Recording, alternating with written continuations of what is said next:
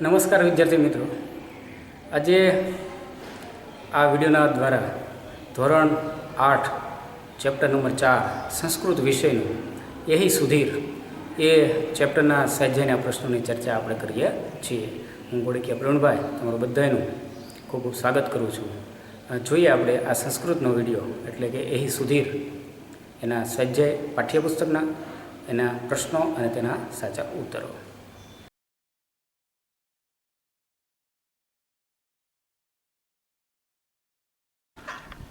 ધોરણ 8 સંસ્કૃતનું ચેપ્ટર 4 યહી સુધીર એનો પહેલો સ્વાધ્યાયનો પ્રશ્ન છે કે નીચેના શબ્દોનું મોટેથી ઉચ્ચારણ કરો.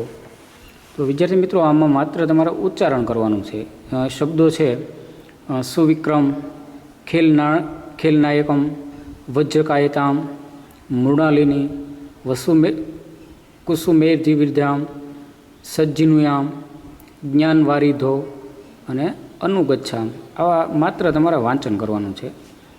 એ સિવાય બીજું કોઈ આની અંદર નથી. 2-3 વખત છે શુદ્ધ રીતે ઉચ્ચારણ કરશો તો આવડી જશે.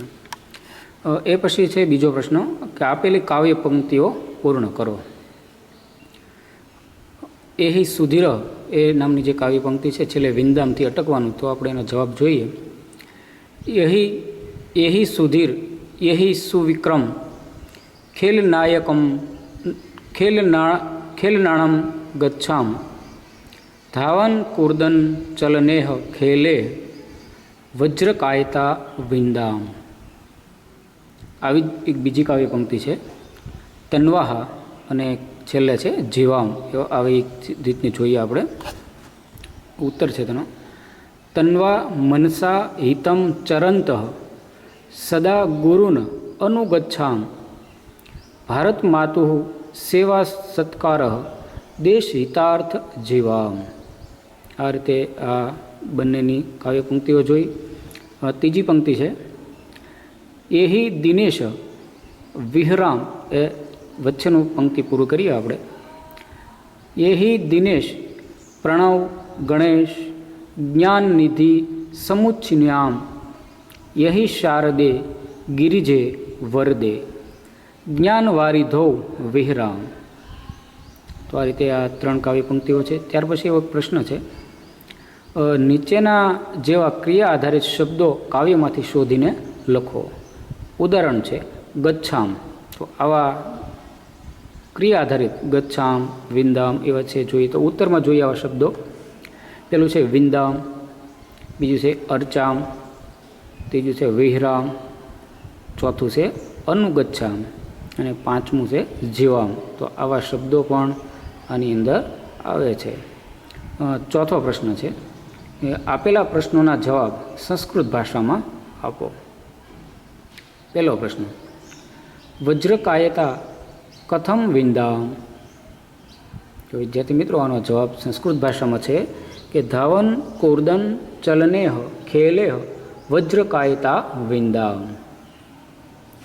બીજો પ્રશ્ન છે કુસુમેહ કમ અર્ચામ. એનો ઉત્તર છે કુસુમેહ વિગ્રહ વિનાશકમ દેવમ અર્ચાવ. પ્રશ્ન નંબર 3 કસ્ય હિતાર્થ જીવામ.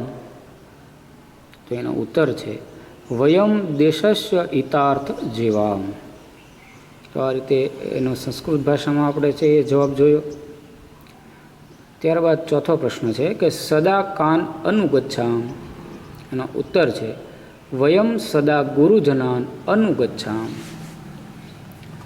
સ્વાધ્યાયનો 5મો પ્રશ્ન ઉદાહરણ પ્રમાણે કરો. ઉદાહરણ એવું છે કે ગચ્છ, તો તેની સામે ગચ્છામ. એ રીતે આપણે જુદા જુદા શબ્દો પ્રયોગ આપેલા છે તેનું કરવાનું છે. પહેલું છે આમાં નય.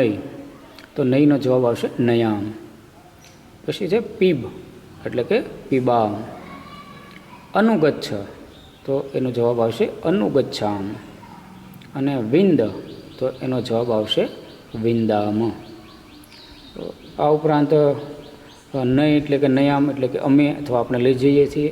પીબ એટલે પીબામ એટલે કે અમે અથવા આપણે પીએ. અનુગચ્છનો અનુગચ્છામમાં અમે અને અનુગચ્છામ એટલે કે આપણે અનુસરીએ. વિંદનો અર્થ થાય છે અમે અને વિંદામ એટલે કે આપણે મેળવીએ. તો આ રીતે પણ એનો જવાબ છે એ બની શકે છે. એ પછી છઠ્ઠો છે કે વાક્ય 6-7માં આવતા ભારત માતાના અન્ય ગીતો શોધીને તેનું ગાન કરો. તો એ ભારત માતાના અન્ય ગીત છે આપણે તમે તમારી મેળે ગોતી શકો છો.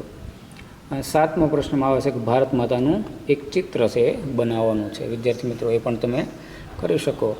અને 8માં આવે કે તમે જે રમતો રમતા હો તે રમતના માત્ર તમારે નામ આપવાના છે. તમને કઈ રમત ગમતી હોય એ રમતના નામ તમારે તમારી મેળે આપવાના છે. અને આ રીતે આપણે યહી સુધીર જે પ્રશ્નના જવાબો ખૂબ સારી રીતે સમજ્યા. હું આશા રાખું કે તમે પણ સમજાય છો. આ રીતે આવા જ સ્વાધ્યાયના પ્રશ્નો જોવા માટે અમારી ચેનલ સાથે જોડાયેલા રહો. પૂરો વિડીયો જોવા બદલ તમારો બધાનો ખૂબ ખૂબ આભાર. થેન્ક્સ.